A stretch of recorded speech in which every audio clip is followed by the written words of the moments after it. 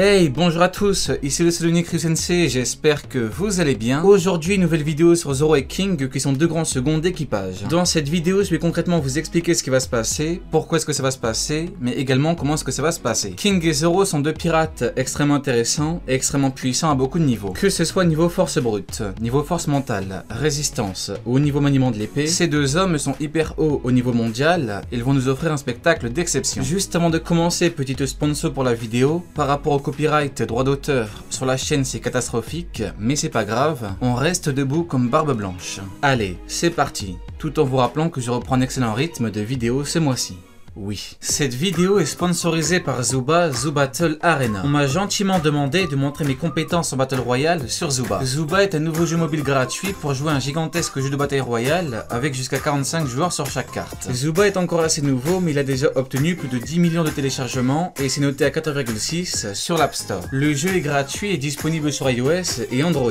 Le lien est en description pour obtenir 50 pièces et 40 gemmes. Dans ce jeu de Battle Royale, on peut choisir l'un des presque 20 animaux de guerriers avec des capacités uniques et des attaques spéciales. On peut y ajouter 3 types d'armes différentes que l'on ramasse sur la carte ou en battant d'autres joueurs. De plus, on peut équiper chaque personnage d'objets uniques. On commence le jeu sans armes et on combat des ennemis avec un cercle de feu qui se réduit pour devenir le dernier homme ou dans ce cas, le dernier animal debout. C'est un peu comme l'équipage bestial du roi des bêtes. L'animal le plus puissant monte en grade. Ce que j'aime le plus dans le jeu, c'est la confrontation et le dernier tour quand je combats le dernier adversaire. C'est un peu comme un combat final d'arc.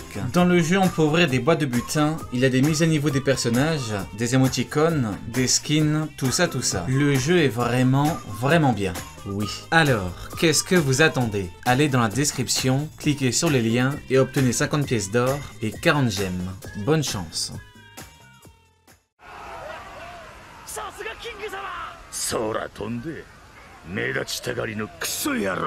King est un pirate qui est vraiment intéressant de par plusieurs facteurs. Il y a le côté puissance, le côté origine, le côté affiliation, tout ça. Ce qu'il faut se dire, c'est que King est un pirate comme Katakuri. C'est juste qu'ils n'ont pas les mêmes caractéristiques en termes de combat. Katakuri tire sa puissance via un paramécia et un acquis de l'observation, tandis que King tire sa puissance d'un Zoan et d'un acquis de l'armement. Il y a 3 ans, quand je l'affirmais, on me disait que j'étais un peu trop sûr de moi, mais au vu de l'arc Onigashima, je pense que vous serez d'accord avec moi quand je dis que ce acquis est son acquis de prédilection. Ce qu'il faut savoir, c'est que King a un éveil de fruit Zoan et un éveil du acquis de l'armement. Je pourrais argumenter longtemps, mais je préfère donner un argument de pure logique One Piecienne. Doflamingo, qui est moins puissant qu'un 3e commandant, je voulais prouver noir sur blanc avec les paroles de Cracker, un éveil de fruit démoniaque. King lui est supérieur, et King est le semblable de Katakuri, qui a 2 éveils, fruit et acquis. C'est très simple, tout comme Katakuri, King a un double éveil, fruit et acquis. Bon, par contre, la question se pose par rapport au 3e et 2e commandant. Parce que bien sûr, par rapport à Cracker et Smoothie, on n'a pas entendu parler d'éveil. Moi, je pense que l'auteur ne voulait pas mettre trop d'éveil après Doflamingo, parce que sinon il aurait passé de personne à d'éveil à trop de monde avec éveil. Personnellement, je pense que c'est comme les fruits et le acquis tout court. Ça va prendre un peu de temps, mais ça va concrètement se démocratiser.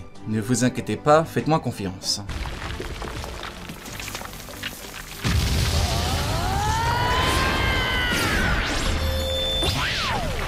Maintenant, sachez une chose. Là où les 2 éveils de Katakuri lui permettent d'être quasiment intouchable, les 2 éveils de King lui permettent de causer d'énormes dommages. Ce sont 2 styles différents. L'un est centré sur l'esquive et l'autre est centré sur l'attaque. Avec Katakuri, Luffy après toucher quelqu'un de quasiment intouchable. Avec King, Zoro apprendra à frapper plus fort que quelqu'un qui a une énorme force de frappe, tout en apprenant à mettre KO quelqu'un avec une énorme défense liée au Haki.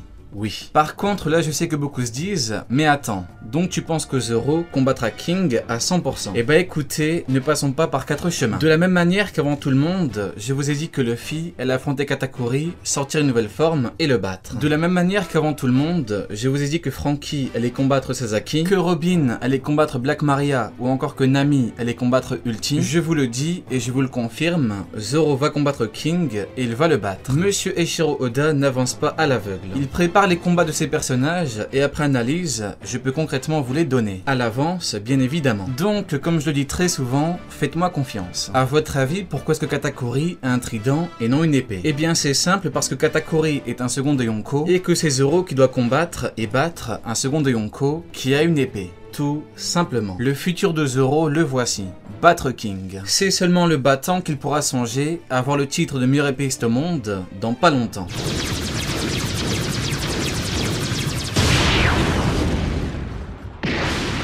Maintenant, je sais que beaucoup me parleront du combat King contre Marco. Je vais donc tranquillement parler en vous disant ce qu'il va se passer. En fait, il n'a strictement aucun intérêt à ce que Marco combatte King jusqu'au bout. Gardez ça en tête comme le reste et dans pas longtemps, revenez me voir. Marco a été assez développé comme ça et son développement est terminé. Il n'a aucunement besoin de vaincre un second dans le sens où tout le monde s'accorde déjà à dire qu'il est plus puissant que lui de base. C'est comme si dans cet arc, le véritable adversaire de Zoro était Pejuan. Il n'y a aucun intérêt. Monsieur Eiichiro Oda fonctionne beaucoup à l'intérêt des personnages. Donc posons-nous une question simple. Il y a plus d'intérêt à ce que King combatte Zoro ou bien Marco? Je vous laisse le soin d'y répondre en votre âme et conscience. L'intérêt des combats dans une œuvre telle que One Piece, c'est 1. Faire avancer le personnage par rapport à son but et par rapport au but du groupe, et 2. Faire évoluer le personnage. Il faut que le personnage combatte quelqu'un de même niveau ou quelqu'un de plus puissant pour qu'il puisse le surpasser et ainsi évoluer. Ou alors c'est à but informatif pour montrer l'évolution d'un personnage et sa nouvelle puissance suite par exemple à un entraînement. On a l'exemple parfait avec l'île des hommes poissons, même si ça fait également avancer leur but par rapport au premier point. Alors bien sûr qu'il y a des exceptions, mais dans la grande majorité des cas, les personnages principaux doivent combattre des adversaires plus puissants qu'eux pour qu'ils évoluent. Et d'ailleurs, l'intérêt de combattre l'équipage de Kaido, qui est un équipage de Yonko, c'est justement que chaque membre évolue.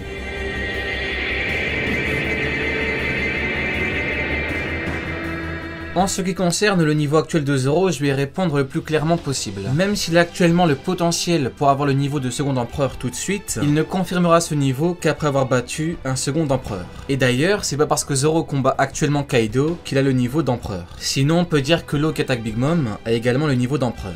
Ce qui n'est pas le cas, bien évidemment. Même si on aime tous Zoro, il faut savoir raison garder. Parce que je vous rappelle également que Killer a fortement attaqué Kaido dans le plus grand des calmes. Zoro veut devenir le meilleur épéiste au monde et King, contrairement à Big Mom ou Cracker, est à considérer comme étant un véritable sabreur. Pourquoi? Eh bien parce qu'il tire quasiment toute sa puissance de sa maîtrise de l'épée. En fait, son fruit démoniaque lui permet d'augmenter sa force de frappe et de frapper au corps à corps en cas de besoin. Mais la quasi-majorité de sa puissance lui provient de son épée. Zoro va combattre et battre King parce que Zoro doit combattre et battre King.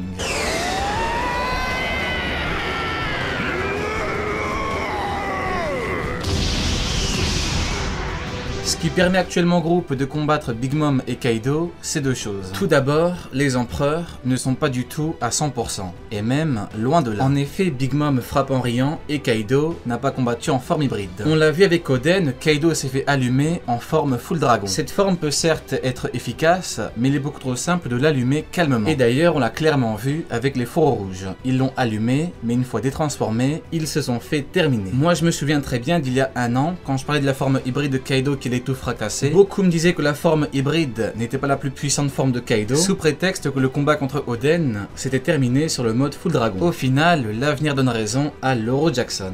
Oui. Marco peut certes occuper King pendant que Zoro est occupé, mais son rôle s'arrêtera là. Zoro s'épuise un peu contre Kaido, King s'épuise un peu contre Marco. Tout simplement. N'oubliez pas que Zoro doit confirmer son niveau de puissance contre un puissant adversaire en 1 contre 1. Le but d'un épéiste est très simple, être au sommet individuellement. Le meilleur épéiste au monde. C'est un titre individuel. Les Yonko veulent devenir le roi des pirates, qui est également un titre individuel. Maintenant, le entre guillemets problème, c'est qu'actuellement, Zoro combat le roi des bêtes. Donc malheureusement, et même si certains me diront le contraire, lorsque Zoro combattra King, et bien pour beaucoup, il y aura moins de suspense et moins de danger. En fait, c'est comme si sur Enies Lobby, il avait combattu Rob Lucci, qu'il n'avait pas réellement galéré et qu'il avait enchaîné avec Kaku. Je pense que tout le monde comprend bien. Par contre, là où l'auteur peut sauver le bail, c'est justement avec la forme hybride de Kaido, parce qu'il peut purement et simplement les allumer sous cette forme. Si Zoro mange de gros coups et qu'il ne peut pas lutter contre un Yonko, peut-être, et je dis bien peut-être, que tout le monde comprendra que King n'est pas un mauvais adversaire. L'autre problème, c'est que beaucoup sous-estiment King, alors que c'est purement et simplement un homme mochi de Whole Cake, mais en version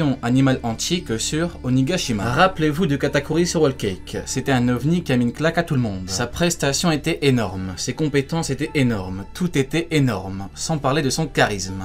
Énorme. Du coup, il faut garder en tête que King est un Katakuri, mais en version animale et en version plus méchant. Rappelez-vous que Queen avait carrément dit que King aimait faire souffrir ses adversaires, contrairement à Katakuri qui avait surtout un statut d'intouchable. L'intérêt pour Zoro, c'est de faire attention parce qu'au moindre doute et la moindre hésitation, il se fera allumer comme jamais. Et d'ailleurs, King lui offrira un combat hyper intense.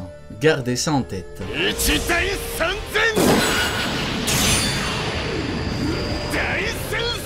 Comme dit tout à l'heure, King est spécialisé dans le haki de l'armement et son fruit démoniaque lui permet d'avoir une énorme force brute. De plus, son haki de l'armement lui permet d'avoir une énorme défense qu'il faudra transpercer. Zoro a réussi à découper le métal contre Mr. One. Il a un objectif de découper le diamant, mais ce qu'il faut savoir c'est qu'il a également un objectif de découper une défense avec éveil du haki de l'armement. Donc le combat sera très compliqué pour Zoro parce qu'il devra faire face à quelqu'un qui a une colossale force brute boostée, qui manie l'épée avec une extrême précision et qui a une incroyable défense. Zoro prendra donc forcément d'énormes coups qu'il sentira passer. Pour la victoire, il devra littéralement découper King pour la symbolique et pour l'objectif. Découper un aussi grand pirate avec une renommée aussi grande qui utilise un éveil du haki de l'armement, ça lui permettra clairement d'être tout en haut dans la liste des meilleurs épéistes au monde. Maintenant, bien évidemment, pour qu'il devienne le meilleur épéiste au monde, il faut soit qu'il batte Œil de Faucon, soit qu'il batte un homme qu'il aurait préalablement battu. En attendant, par rapport à King, rappelez-vous du combat Luffy contre Katakuri et remplacez les combattants par Zoro et King. En termes de différence de niveau, c'est pareil, parce que Zoro doit atteindre le niveau de King et qu'il doit le surpasser en le battant. Allez, Jané, tu n'auras pas regardé ma vidéo pour rien.